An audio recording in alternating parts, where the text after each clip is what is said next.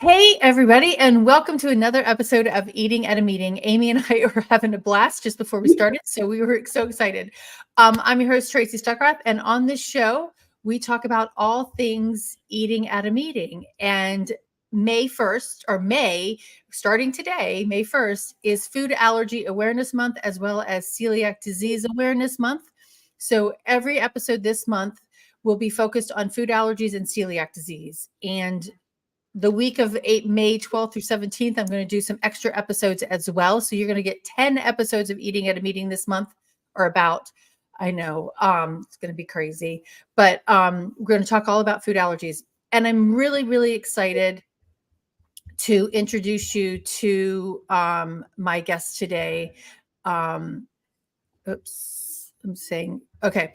Her name right here is Amy Graves, and she is the owner of the Hidden Consumer Consulting and the soon to be author of the book called The Hidden Consumer. She helps navigate new markets of consumers to those in the natural and organics industries, I should say. Hello, Yeah. Amy. Yeah.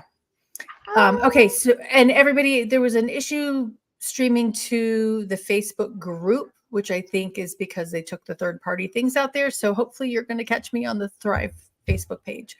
Yeah. So it is a pain. But, that is what we do as podcast hosts. We navigate these things. So the Allergy Table and Cheryl Hartel have joined us on Instagram. Hello, ladies. Nice to see you. And please let us know if you have any comments in the chat or, on the comments in Instagram.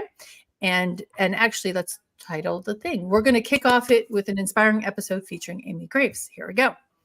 So, Amy, what made you start the company, the Hidden Consumer Consulting? And because it really does tell your history. So would love you to share that with everyone. I will try and keep it brief because you're going to be able to read it in the book. Okay, that's fine. So 2013, I started dealing with an ongoing sinus infection. Ended up having some other health issues, led to an MRI. They found massive lumps in my sinus cavity. ENT finally got in. We did surgery, and I had impacted infections throughout my sinus cavity.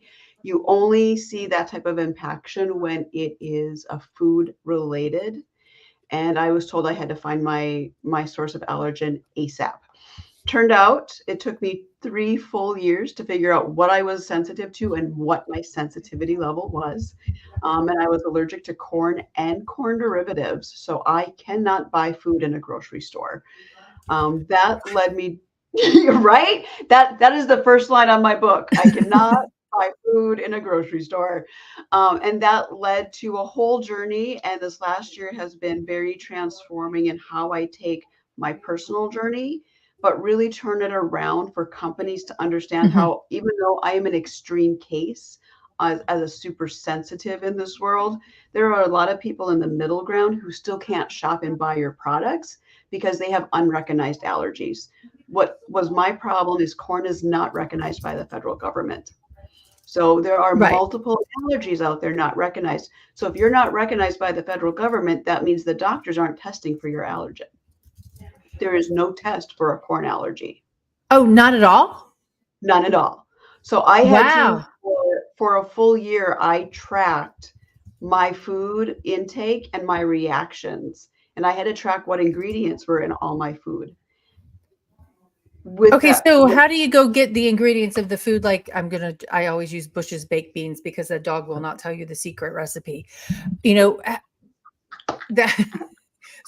that's a lot of companies are not telling you their secret recipes. How do you get all those ingredients?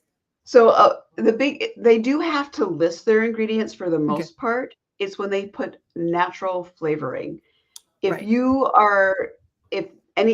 First of all, that's not natural. It's going to always be artificial. And that's going to be where they hide the ingredients they don't want you to know about. So if it says natural flavoring, don't buy it. That's all there is to it. Don't buy it. And that's what it came down to for me. At the time I figured out I was corn, it was because of high fructose corn syrup was in the news. And Americans became so upset about the science out on high fructose corn syrup and the danger it was doing to the human body. they stopped buying products with high fructose corn syrup in it.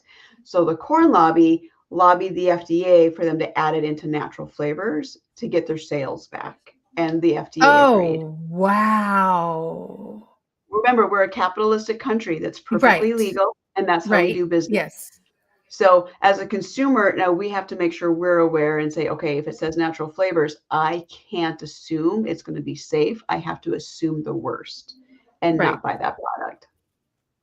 And if the natural flavors, can you also do that? You can't possibly do that. They're not allowed to do that with the top 9 allergens then either, No, right?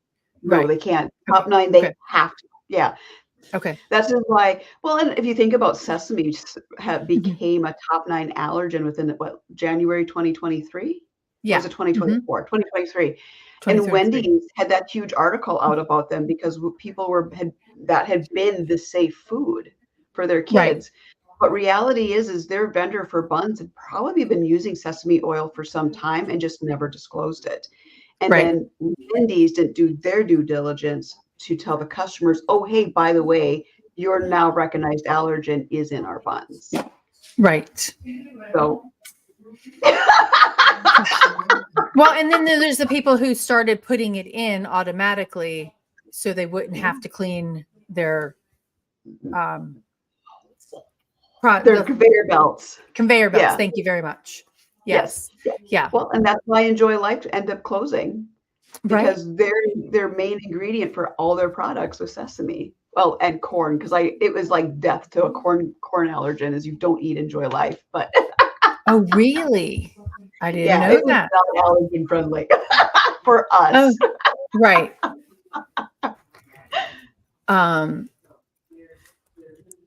I'm sorry. There's noise in my house. I'm trying to get them to lower. It doesn't bother you, I'm sure, but it bothers me. So, okay. So this was 2014. You said 13 that you found out you had this corn allergy. And my friend from what company? I forgot the name of it. She's the one that told me like the package, the little piece of paper underneath the chicken, when you open up a chicken package, that's made from corn, that little piece of whatever. And then, yep. And then someone else told me that dryer sheets are made from corn. So your tea bags. So are tea bags? Yeah. Is that what you said? Like, wow. Yeah. Coffee filters. Wow.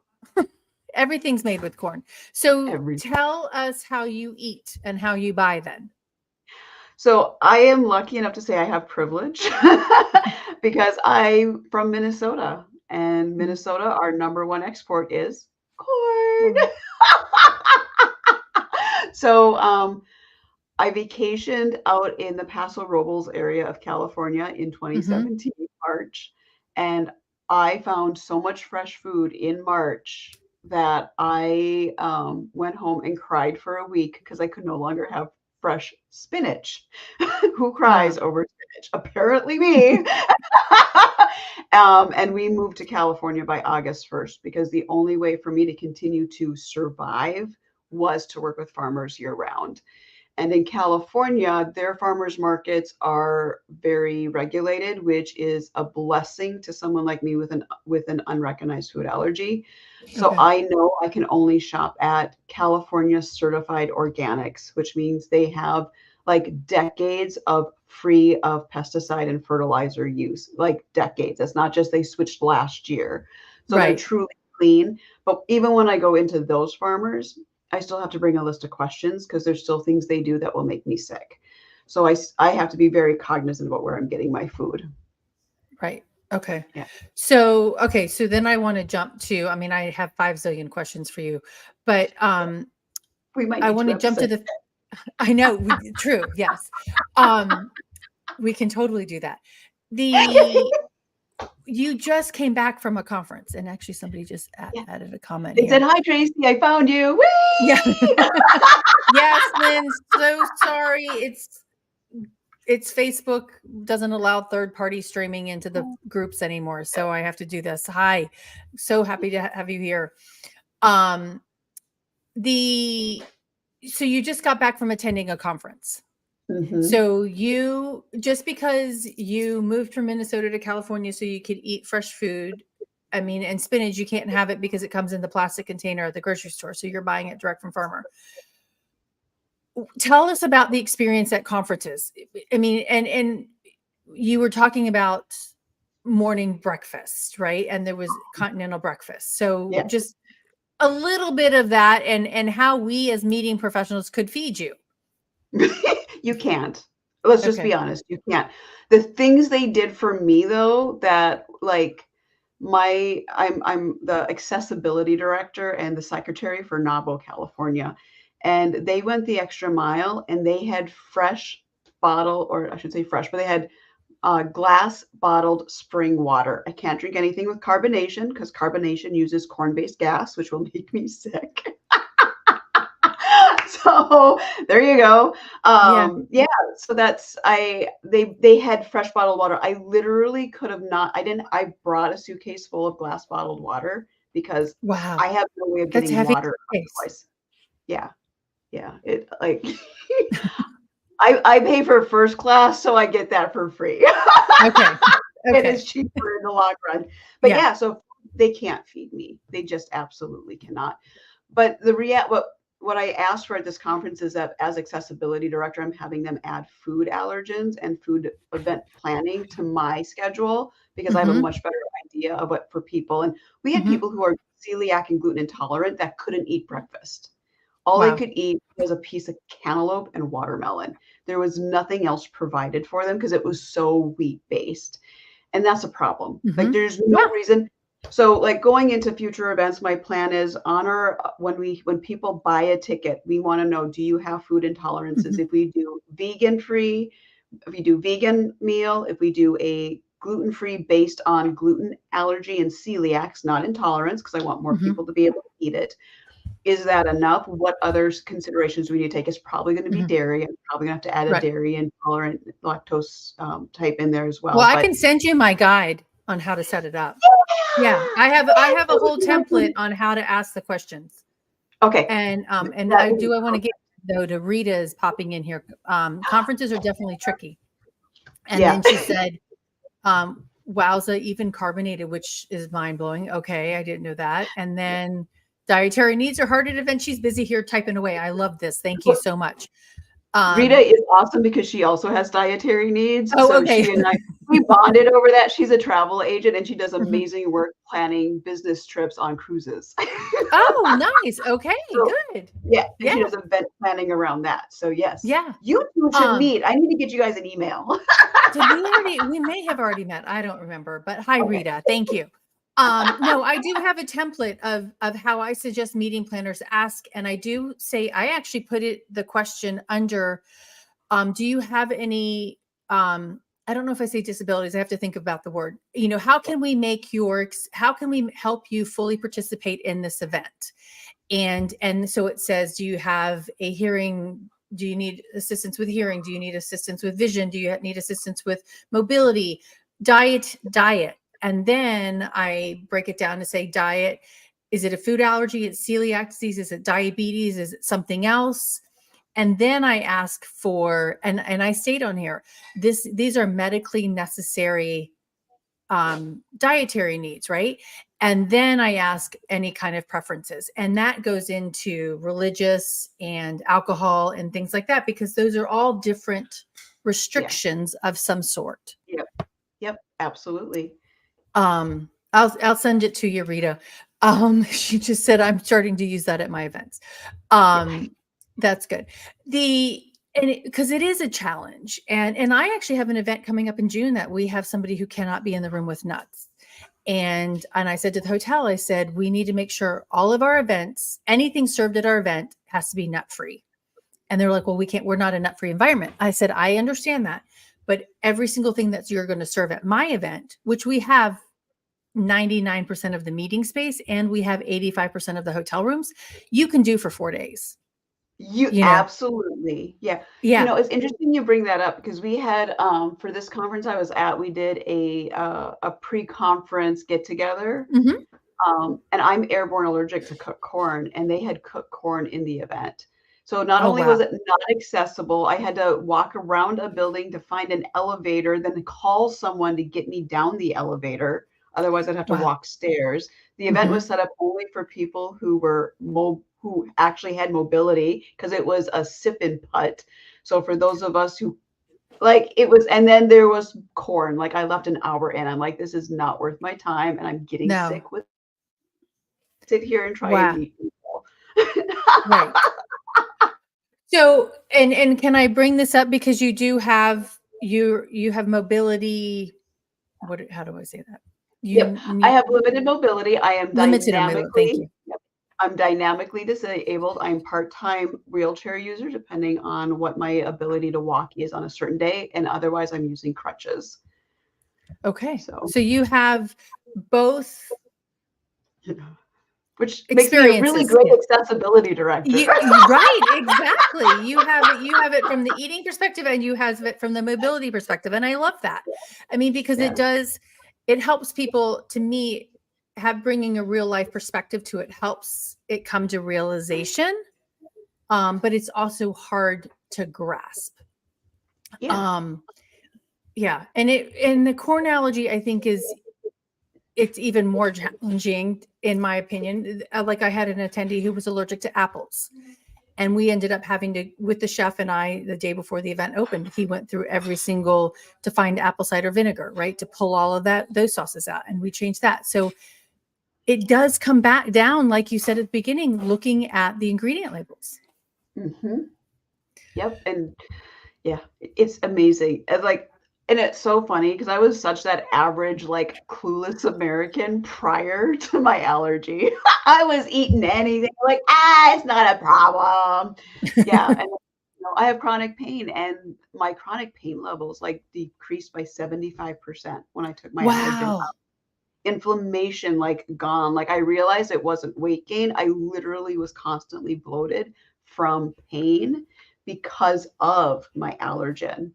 Like, Wow. and for me, that's what the connection was. It doesn't mean that's going to be the connection for everybody else out there. Right. Talk to your doctor, please. Right. Yeah. But yeah, it's amazing. It's amazing what you learn when you're forced to. And now I'm like, okay, let's talk to people before. So the Right. average consumer understands what the rest of the population is going through. Because Right. FAIR is saying that just recognized allergies is was it 85 million people? And this was Mhm. before sesame was added to that Right. recognized allergy list. So now you've got those, but now you have all of us who are unrecognized. People who Right. have issues with like nightshades. What about Right. garlic? Hmm. Right? We're not included in those numbers. So now how No. big of a market are we talking about Right. of people who can't eat what's being made and put in grocery stores? Okay, so then I want to take that conversation because then you're going to get somebody and turn it into your consulting in your book here because Yeah. you're going to get a hotel, you're going to get a restaurant going, well, I'm not going to feed you. I can't feed you. We're not a nut-free facility. We're not a corn-free facility. How are you with your consulting firm? How are you changing their minds It's not and so much helping? changing yeah, it's not about changing their minds, it's about helping them understand where I'm coming from so they can Hmm. see where maybe some adjustments can be made. So when Okay. I first started down this path, I was denied to bring in my own food. So I would have to go a conference with no food.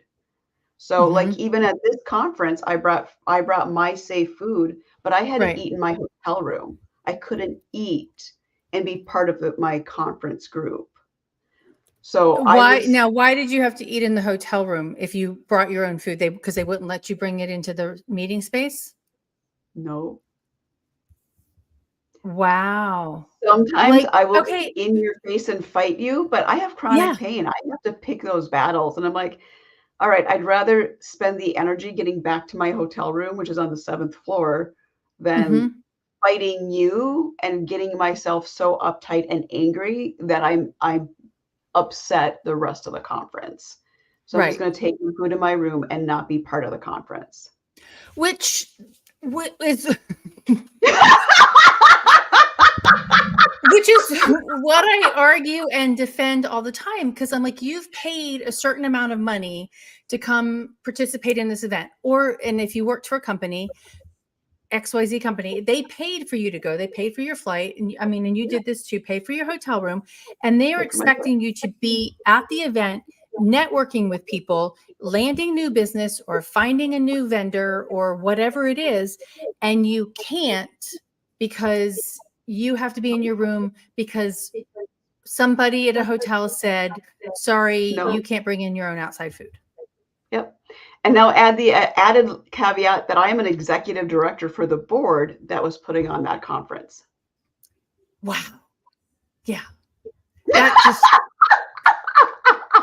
this is ADA. This is but it's not, but it's legal because ADA only is the bare minimum. You need to be accommodating. It is not full accommodation.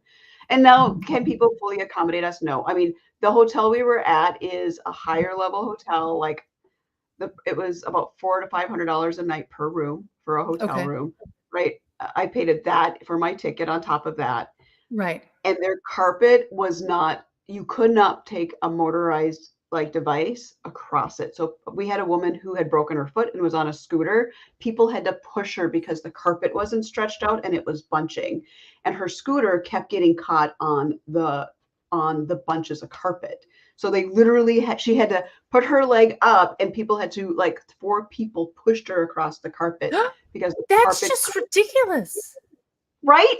And if you're charging $500 a night and you have 9 floors, you had better make sure your carpet is stretched. How hard is that? And was that not like just wall-to-wall carpet or? Yes, wall-to-wall carpet.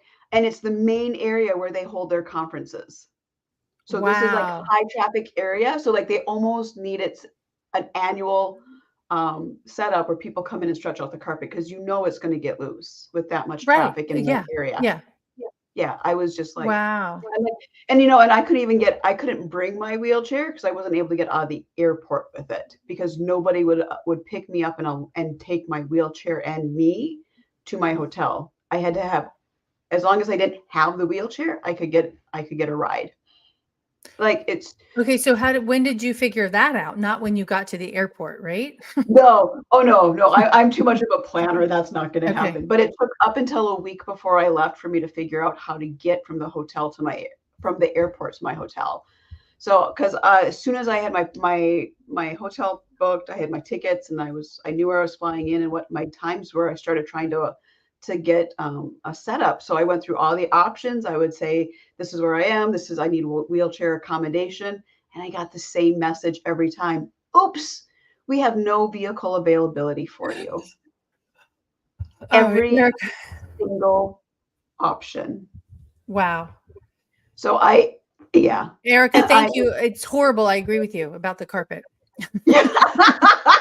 Okay, so which brings me to a story of the Raleigh Convention and Visitors Bureau, right? They heard that story. They were doing an event for accessibility a couple of years ago, and they heard that too. And I think I actually heard this from them, and I don't know if it was in Raleigh, but somebody had a motorized scooter and they called the hotel to come pick them up. The hotel couldn't put their scooter in their van. The van followed that person on the street while that person drove their own scooter to the hotel. I'm thinking it wasn't that far away, but still. But Raleigh made a point of this and saying we need to talk to our transportation companies to ensure that we have these things because, if you're going to be deemed as an accessible city, those are things that you actually have to think about. Yeah. Well, one as a wheelchair user, it is a risk to fly with your own chair because 100% of the time it's going to get damaged. It's just how much damage are they going to do to it? Getting out of the airport is your next line.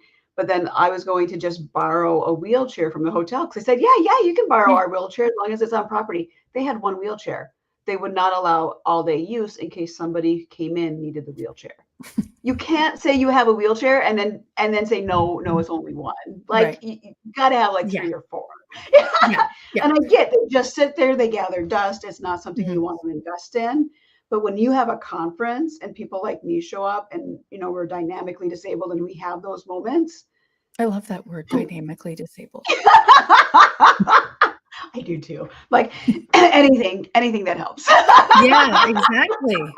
I'm not gonna use that on me, but I love that term.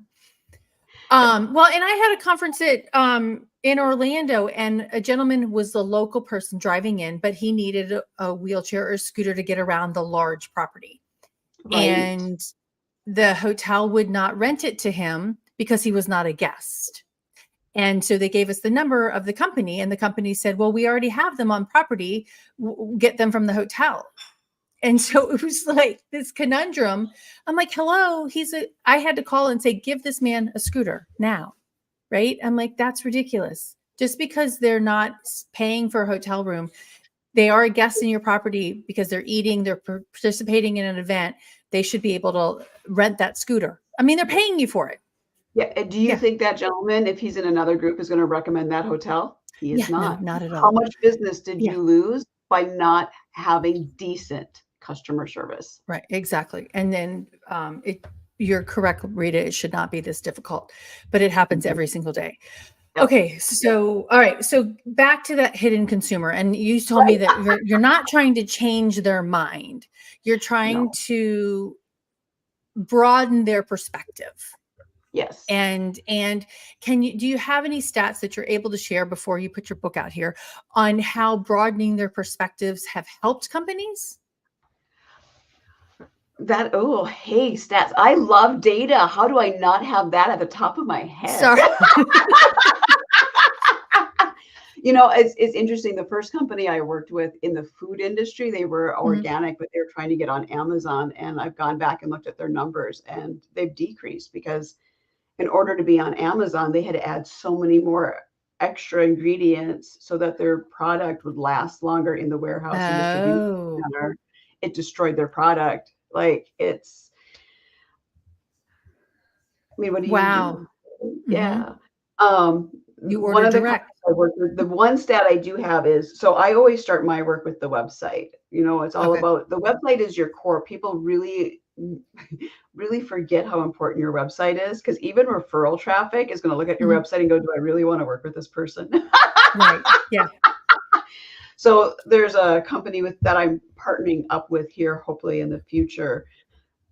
Starting with their website, I was able to increase their traffic by 1,200% in 1 year, but their conversion rate went up 608%. And it came down to, I was able to get that language in that showed the prospective consumer that this company knew what they were talking about. And it talked so clearly to that hidden market that hidden market was willing to just buy that product.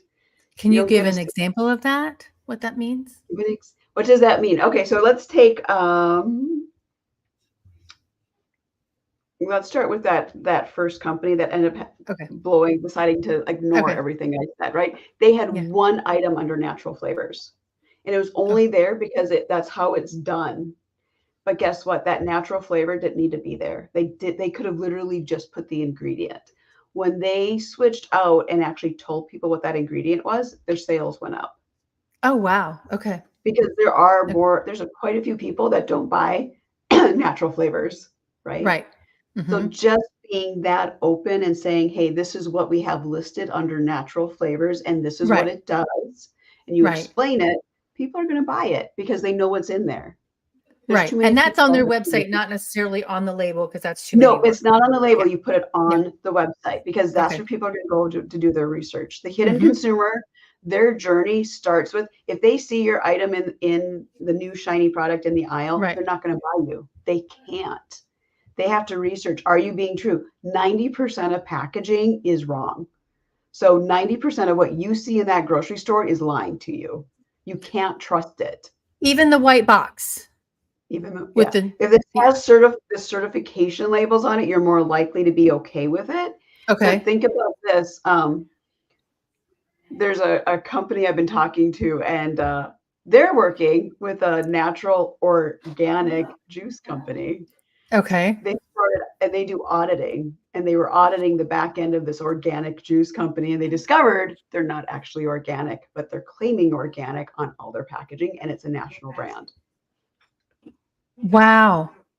How can, because there are guidelines.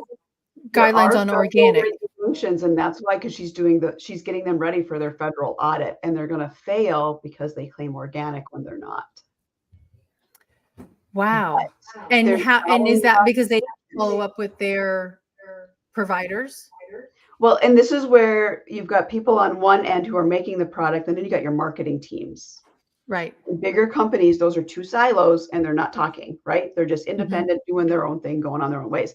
Marketing teams do not understand some of those legal liabilities that go into claiming certain things. They don't understand there has to be an auditing format that confirms they can use that terminology. Right. Like the best example I have is someone in my network got diagnosed with diabetes. So they had to take Okay. all sugar out of their diet. So they decided they were going to go to the grocery store that day, and they looked for the food they typically eat and then bought the sugar-free version. Their levels were 3 times higher at their next checkup. The doctor said you would be safer eating a tablespoon of sugar every single day instead of eating the food you ate. Because of the hidden sugars, there are 56 different names for sugar, and not all of them say sugar. So if you're in the marketing team and you don't know those 56 names, you're going to look and say, oh, there's no sugar in that. We're fine. We can call it sugar-free. And that's what they do. Wow. What is the most prevalent word for sugar that people don't understand? Or the most? That's a good question. They're all so unique and different. Like there's a malt that's a sugar, ethanol malt, I think is what it was. Ethanol malt. All right, Erica just said, that's wild dextrose. to me, but I totally don't understand in a bigger CB that the marketing production team doesn't talk to each other. Totally true. Yes. Yeah, no, understand. Yeah. And I'm like, that's part of what I do for those larger companies is we start with your website. Let's get you some results first so that you're more willing to let me do the software and automation side at the end. Right. Yeah. I train people how to talk to each other and what they need to ask to get the right information for the package. Because marketing team doesn't understand what production does. They don't understand how ingredients are made. And most companies that are in production don't understand how their ingredients are made. Like everyone's like, well, dextrose is just sugar. No, it's not. It's moldy corn sugar. If you have a corn allergy, or not a corn allergy, but if you are allergic to mold and you drink soda, you are very likely actually inflaming your allergy, because a can of soda, doesn't matter what brand you buy, is just liquid moldy corn sugar. That's all you're drinking. And don't even get me started on the diets or the zeros. Those zeros are loaded with sugar. It's just not natural sugar. Right. Wow. Yeah. I'm just like, it's a thing. It's a thing that I like to get on a soapbox about. And it just shows we don't know. There's so much about our food system that we don't understand. And and when there are companies and states or organizations, we'll just use California, for example, that are pushing to get better standards, and people push back. And Rita just said heebie-jeebies. Yes, ma'am, I agree with that.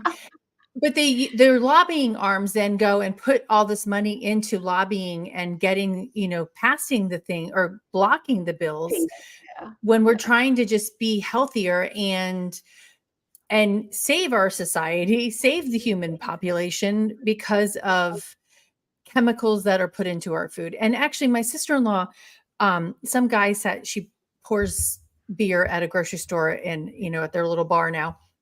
And some guy came up and said, he goes, no one should be eating vegetables and fruits because they've got so many different chemicals and things on them. And he's pushing just eating meat. It's healthier, et cetera. And nothing in the middle of the grocery store. I know. No, don't eat the meat. The meat is worse than the fruits and vegetables. Like he has no understanding. He's been bought out by the meat lobbyists. Everybody's got these different perspectives on it, but she was all like, Tracy, there's carcinogens in fruits and vegetables. And she's like, I want to go test the number of carcinogens against the plastic that, stuff is served in. Don't get me started on that one. Or are you trying to? I don't know, but I'm like, And then I'm thinking apple seeds. If you eat too many apple seeds in one sitting, you're gonna. It's apple seeds are arsenic in it if you eat too many of them. But you're not gonna. You don't eat the apple seeds, right? So No, why would yeah, but Johnny Appleseed you're doesn't right. eat the apple If you seeds. He buy was just. if you're buying concentrated apple juice or bottled apple juice, pre-bottled apple juice, are they grinding up the seeds with that apple I juice? don't know. I don't know. All I know is the carton is made out of corn, so I'm not going to You're because not. plastic Yeah. food grade plastics are made from corn. So when we talk about nanoplastics in our bodies, it's because of that boxed wine you enjoy, Mm-hmm. that water bottle you picked up at the plastic water bottle. Mm-hmm. Those biodegrade as soon as the liquid is in it. So you're drinking plastic when you drink whatever beverage is in that plastic. Oh, heebie-jeebies again. There we go, Rita. There's your heebie-jeebies. I'm Or so good at my wowza. job. Yeah. Okay, so then on that note, you made me think of something. The bottled soda or the canned sodas and things like that. So, does that mean you can't use a Vitamix or a food Oh God, processor? no, no. And well, they use corn ingredients on top of it. So think about your Vitamix. The actual element is plastic. Everything is Uh-huh. plastic. So I can't use any plastic. So everything in my house is stainless steel or glass. Okay. Okay. And then if you buy like pre-Vitamix packs, those Oh, have I've never corn in heard that. them. What's a pre-Vitamix pack? I The vitamin. like supplemental stuff, like Oh, okay. protein Yeah. Yeah. packs. Yeah, Oh, that yeah. all No, that. I Yeah. just throw fruits and vegetables in my Oh well, Vitamix. that's good. But it's still made out of plastic, so it's food Right. grade Yeah. plastic. So yeah, I'm not Right. touching it. They had a Yeah. magic bullet up for a raffle, and I'm like, yeah, take my name right out of that one. Not happening. Yeah. Okay. So, I mean, it is stainless steel equipment. I mean, but that means there's no blenders, nothing like that. I have a glass blender. Okay. We can't fill it full because I have to make sure the food doesn't touch the lid. Okay. But the insides are all steel from the knife system on the inside Uh-huh. to the peg it sits on. That's all steel. Okay. The base is plastic, but my food doesn't touch that. So I'm Okay. okay. Gotcha. Okay. But the actual jug, the container has to Mhm. be glass. How long did it take you to find that? A decade. Oh, wow. Just like I just started making sourdough bread in November because it took a decade to find safe yeast because yeast is not safe either. Like I had to find somewhere where it when you buy yeast in the grocery store, you're not buying it in the refrigerated section, which means it's shelf stable, and it's that Right. way because Mhm. it's grown on corn. So it's a corn-based yeast you're buying to put in your breads. So you have to find, I literally had to look for the yeast company that was like, this may die in transit, so please let us know when we can replace it. Like, oh, good, it's not shelf stable. I'm in. So basically, that's a good delineation in if it's not shelf stable, you can eat it Mhm. because they're putting in so many additives. And those additives are based in corn. So, Corn. Okay. And I just thought of something about myself, but never mind. I'm not going to say that. So what is your goal with the book and with your company? so the book goal is it's about my journey. So I want to talk to the consumer about you're probably having issues with food and you don't know it. Okay. I have probably had reactions to corn all my life, but I just thought getting sick after eating was normal. Like, and then as I got older, think of it like an allergy bucket. My bucket got so overflowing, it got Mm-hmm. stuck. And that's what created the infection. So I had to clear my bucket, which meant I had to go cold turkey. Everything had to go. Okay. But it was a process. I thought I had colds. I thought I had eczema. I thought I had IBS. I thought I had this, I had that. Turned out it was all an allergic reaction to what I was eating and drinking. Wow. So part of it is to educate the consumer. You know, you Mm-hmm. probably have more going on than you realize. What's Mm-hmm. interesting is in 2022, fourth quarter, a lot of research came out, peer-reviewed science journals. That's what I read. I don't read other people's books.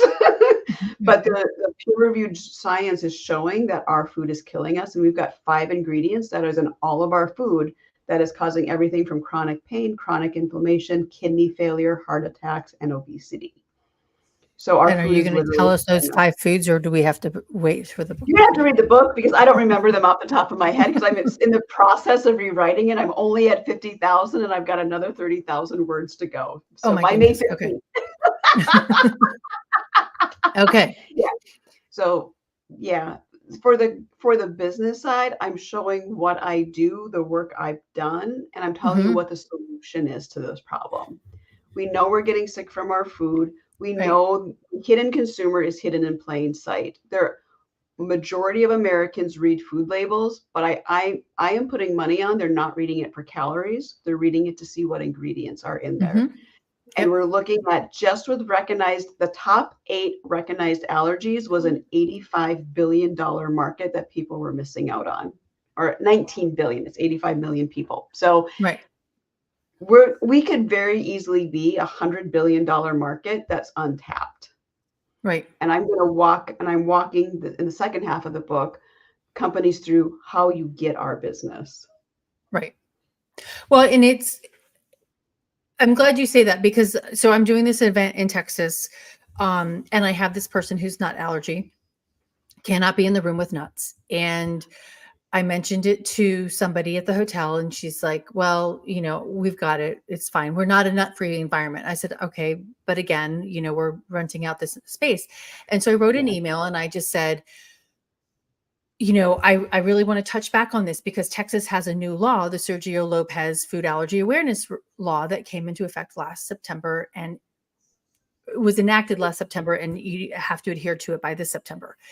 And I want to know where the hotel stands in meeting this regulation and what the regulation says that you have to do.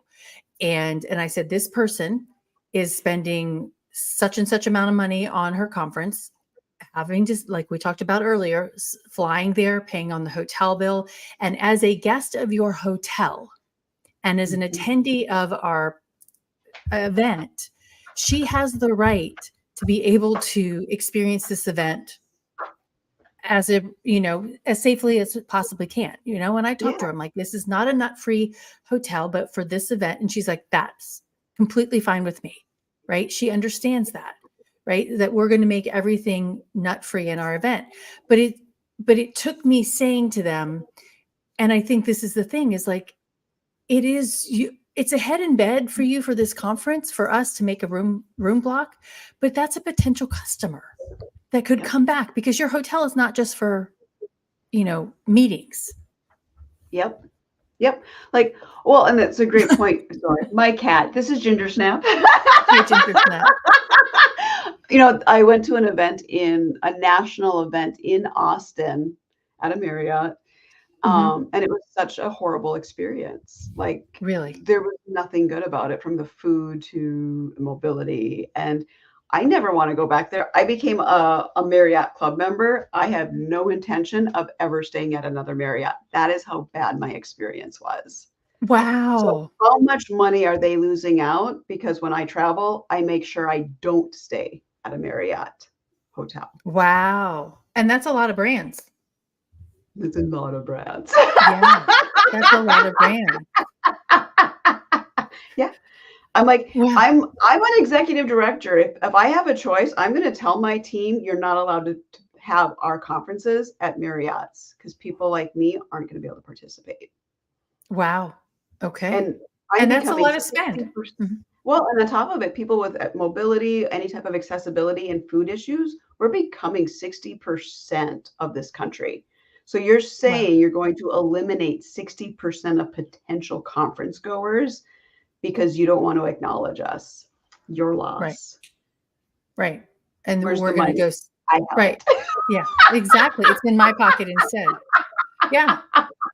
So there's so much to unpack here. We might just have to do that other episode. But and I'm good with that. I've had multiple people on the show, and Erica, that reminds me, I need to talk to you about that. What are the biggest misconceptions that food manufacturers and or hotels, convention centers, food service providers, make people who make food have about this consumers with allergies? How about this one? This is my favorite line. My food can never make you sick. I've never heard that. Hear it all the time. And I think we have to remember that food manufacturers, people in that side of the business are people, and they're bringing with them their own preconceived notions of people with allergies. And they all believe we're doing it to get out of eating something or to get special treatment, or that their food is so clean, there's no way anybody could have an allergic reaction to their food. Like, they just don't want to understand and follow through and understand. Like TSA, I hate the TSA. They do good work, but as an allergy person, I can't drink out of plastic bottles. They've tried to throw away my double insulated stainless steel water bottles because I don't get water when I go to airports because they use plastic filters, which makes me allergic to the water then because it's made from corn. So I started bringing in glass bottled waters that are pre-sealed. I don't open it until I'm in the airport.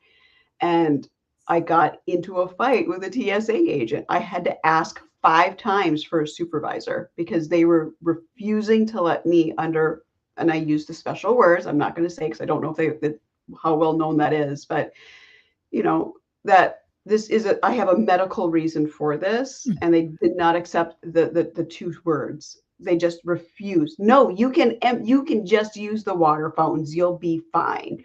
And I'm like, you're not my doctor. I want your supervisor. No, like, it was a whole deal because they don't want to understand.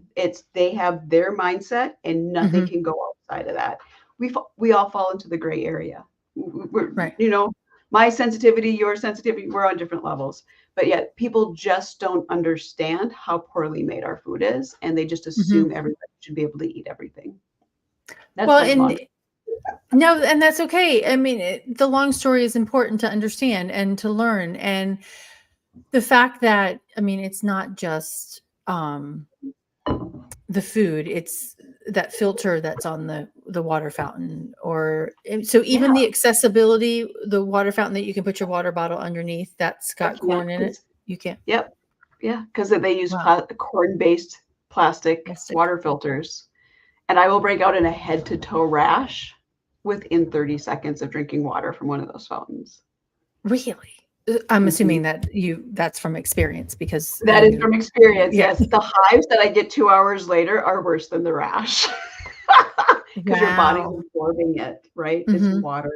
Your body's absorbing that, and my body just does not react well. So one of the reasons I know I'm a super sensitive. Yeah.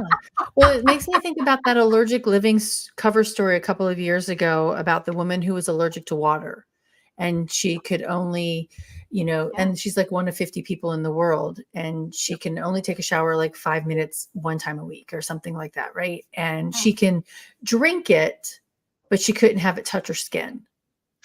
So, which is challenging in of itself. But then last week, Melinda, who was talking about, she's a farmer on an organic farm, and she was talking about collecting rainwater and using rainwater versus tap water to water your flowers or to water your vegetables. She's like, that's why everything looks so vibrant after it rains, is because the rainwater is so much more nutrient packed and healthier for you than what our tap water is. Well, and the unfortunate thing for me is I can only drink tap water. Like, I can't afford to buy glass bottles water for, that 6 bottles a day. Like, you're not going to do that. $5 a bottle. No, thank you.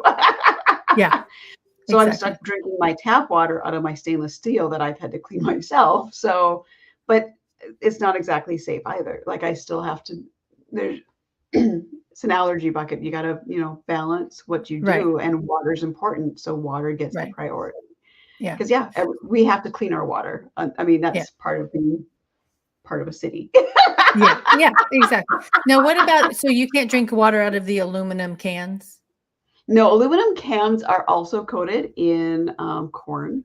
So corn and cornstarch are used in a variety of packaging. Like, besides the packaging itself, it's used as a coating to keep things from sticking.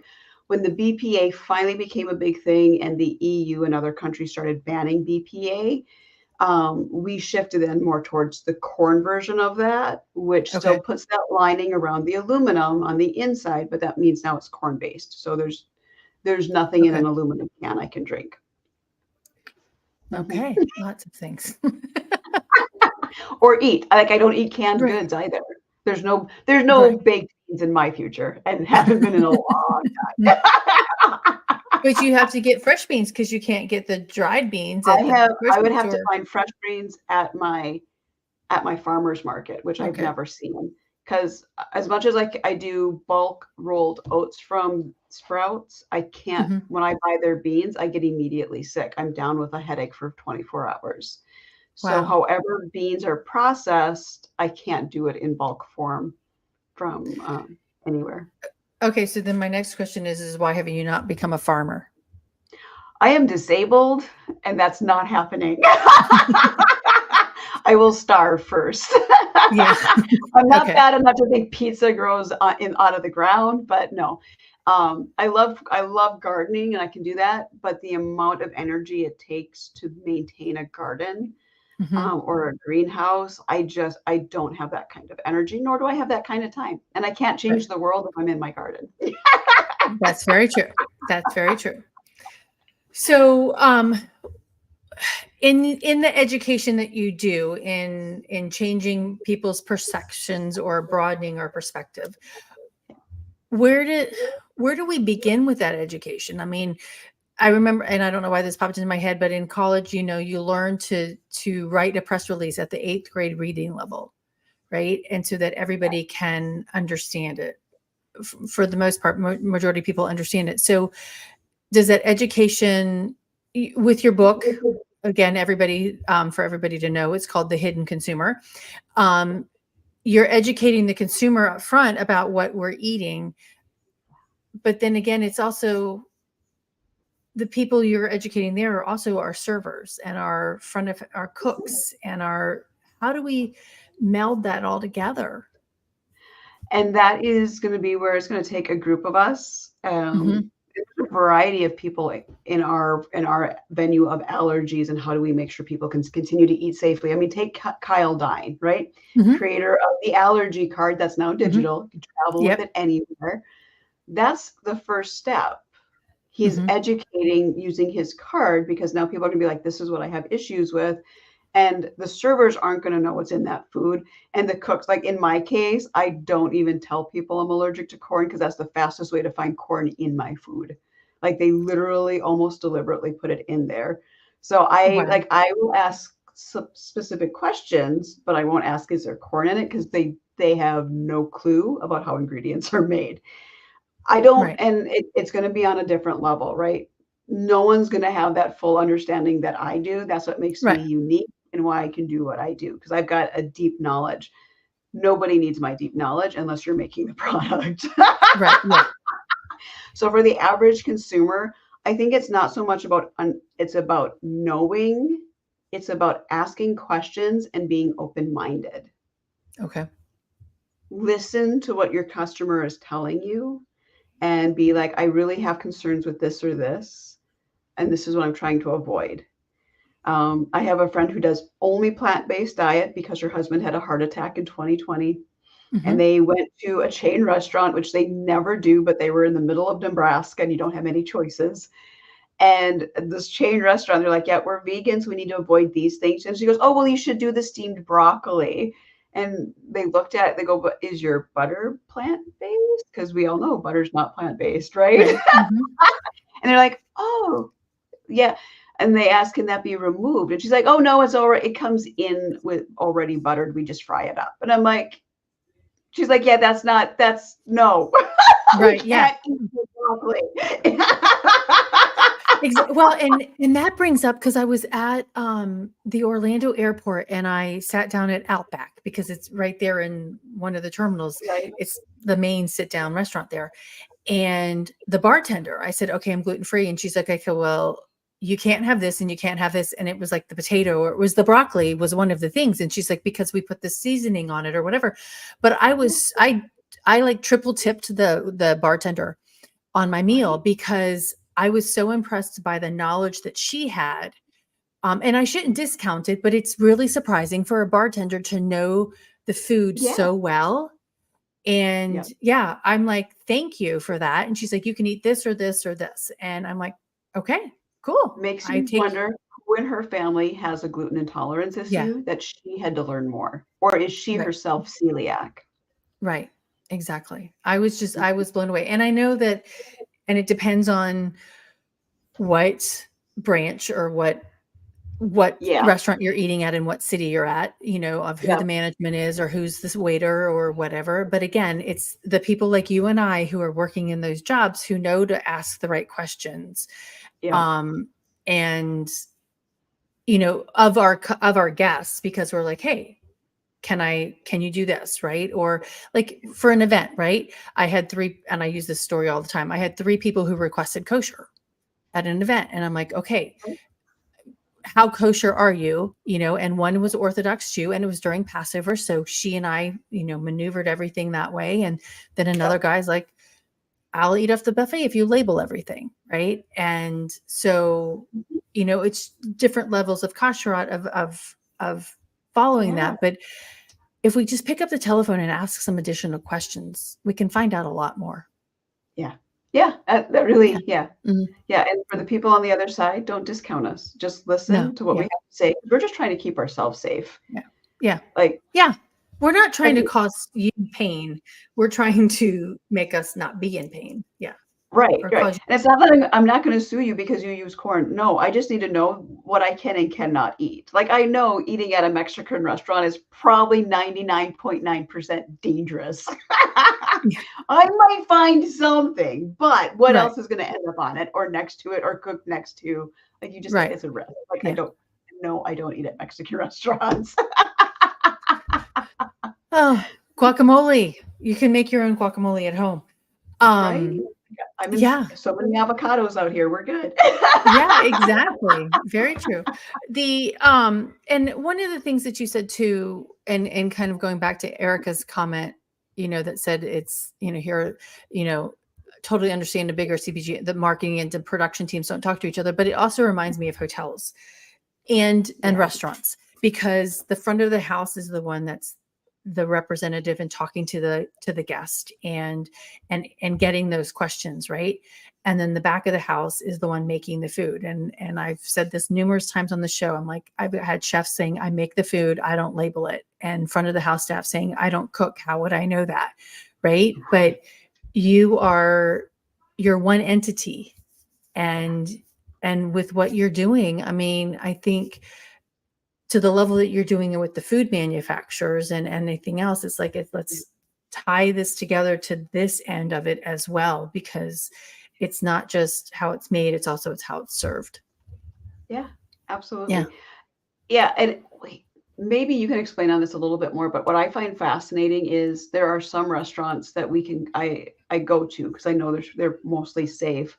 But we did a board retreat in Center City back in September, and I couldn't eat anything. Even the coffee was like off limits for me. So like I went this entire board retreat with no food, but then we went downstairs to the restaurant and it was a high-end restaurant. I could eat. Why can I eat in your restaurant, but you can't serve me that quality of food in the meeting? So my first question would be, was that restaurant owned by the hotel or was it an outside chef, like a And celebrity great chef question. restaurant? I don't know. Mm-hmm. I don't. It was a small independent restaurant. This wasn't a chain. Like it was owned by a mother-daughter team. It Mm-hmm. was like, there was no brand name on it. Then that's probably why. Yeah. Yeah. So, But yeah, if they're also doing the food in the if they're also responsible for the food in the meeting, I don't know why that wouldn't be the they case, said, but maybe not. yeah. And what they told me was that they order food separately for those in meetings Mhm. versus what they order from downstairs. Then they're doing it from Two different Ghost little, Kitchen or yeah. something like that. Yeah. Yeah. Yeah. I get blown away by that. Yeah. Yeah. Well, yeah, And it is a question to ask. I mean, when you go to I'm going to say MGM off the top of my head, but if you go to Las Vegas and you look at all the restaurants that are in there, right?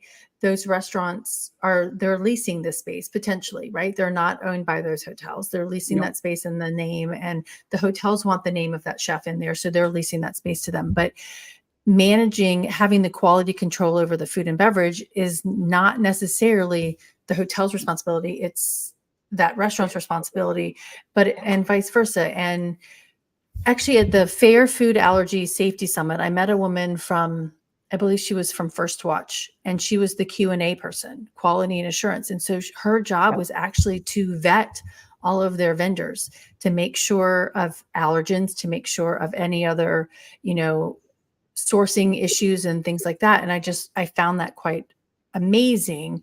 But why are food service companies not doing that same kind of quality assurance on the products they're buying from the big food distributors? Because it's not regulated. They don't have to. So why do it? And Right. honestly, under the last president, they removed a lot of those food safety precautions.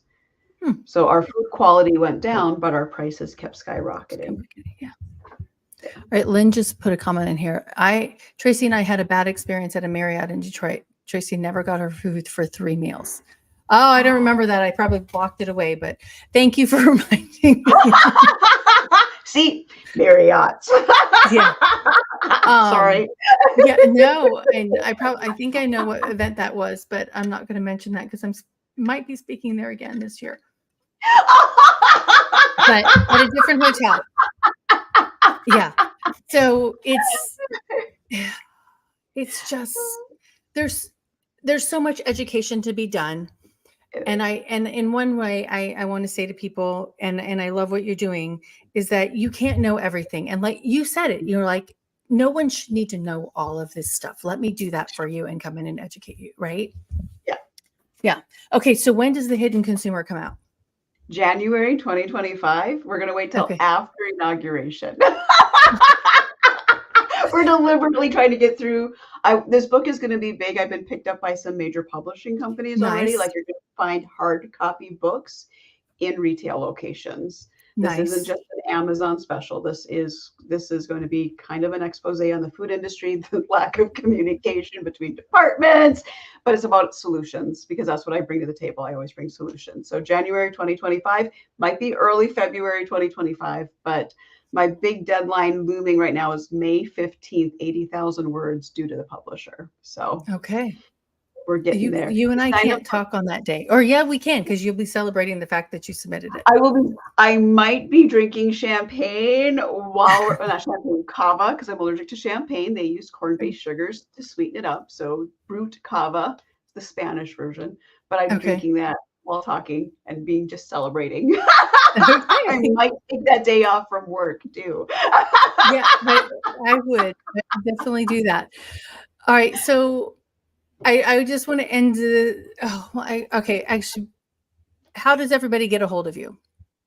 How do they get a hold of me? I am so easy. Hang on, I'm going to grab my, you can find me on my website, but I'm trying to get my code. No, where did my links go? I just want to share my link. I'm going to give you my link tree here. You can get all my pertinent information in my link tree. I have a newsletter sign up. So if you want to, where did you put that? Because I don't see that. Oh, I put it under comments. Oh, in the comment. Oh, gotcha. Okay, there it is. In the comments, yeah. So my newsletter sign up is in there. I like to do updates while I'm talking. You get to learn how many words I omitted from my original draft, and you get to see why I need an editor. That will be very blatant in my newsletter. Nothing big, but you'll also get first dibs on any additional. I'm coming out with a food and reaction tracking journal, which is not out in the market right now, and some other fun stuff. But all the ways to contact me are also there on my link tree. Okay, awesome. Very cool. All right, so my last question to tie all of this together under that hidden consumer: safety, sustainability, and inclusion. What does that mean when eating at a meeting or in a food and beverage experience? Safety, make sure people can actually eat your food. For me, I went 24 hours with no food yesterday. Between 6 a.m. yesterday and 6 a.m. this morning, I had no food, just with all travel and everything else I was going through. Sustainability, how do we still do this while being sustainable to the environment and to the people around us? Like, I like to say I'm the bougie of allergens, but I'm also the sustainable and economical front, or the environmental friendly, because plastics are ruining our environment. They're ruining our soils. Glass, stainless steel is more sustainable in the long run and better for our environment. And inclusion, please, I just want to be part of your group. Let me be there and participate. Why am I excluded? I bring you solutions. Yeah. Really, how do you bring everybody together and make Mhm. everyone feel like they deserve to be there and that they should be part of your group? Yeah. No, I love it. Thank you. You're This is welcome. such an important conversation. And everybody, this is May 1st. It's the kickoff of Food Allergy Awareness Month. And I'm so excited that Amy, that you were here to share your experience and what you're doing, because I think it's imperative that we understand. And I think it's imperative to understand how, like what you just said, to feed us, but also for your company to be sustainable. When the statistics that you said that 60% of people have some sort of disability, or and you're excluding them from your event or your property because of carpeting or food or whatever, Yeah. we don't want you to fail. No. Yeah. I'm trying to give you money and you're telling me no, you're not in business. Yeah. Yeah. Yeah. Yeah. You want to be in business if you do that. Yeah. Okay. Well, thank you. Thank you. Thank you. Thank you. I appreciate it. You're welcome. You're welcome. This is so much fun. I love talking to you. We need to do this more often if our We schedules can. do. Yes. Yes. If our schedules can be correct, or collaborate some more. Okay. There's Amy's link tree again. Please connect with her, and look for her book next January. And I will make sure that we promote it as well when it comes out. And yeah, actually, we should just go ahead and book that now for when it comes out. Yeah. So everybody, this is Food Allergy Awareness Month, Celiac Disease Awareness Month. Stay tuned for 5 to 10 episodes this month talking about both of those things, as well as how it relates to eating at a meeting. And next week will be all about gluten and celiac disease. So stay tuned for that. And until then, stay safe and eat well. Thanks, everyone.